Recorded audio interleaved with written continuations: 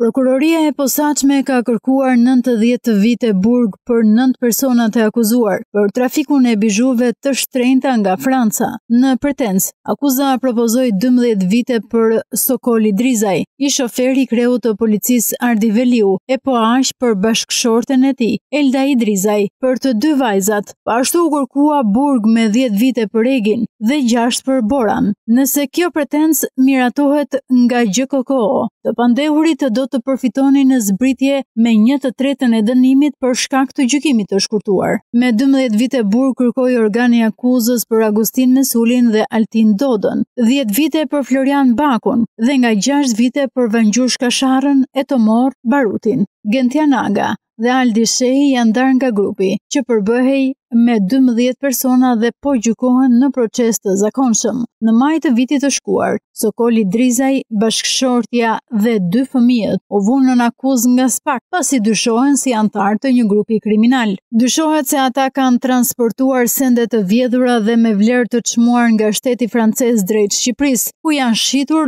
në mënyrë të fshehtë dhe kontraband përmes argjendarisë së shtetasit të Vangjush Kashara, që ka dyqanin qendror në Tiranë. Verifikimet e SPAK treguan se këto grupe që funksiononin që para vitit 2019 kanë kaluar drejt Francës 724.386 euro për blerje të sendeve, shifër kjo që i përket vetëm transaksioneve bankare, ndërsa shumat në kesh të cilat janë transportuar nëpërmjet kufirit shtetëror në mënyrë të palishme, kapin vlerën e 2.1 milion eurove dhe 35.000 frangave.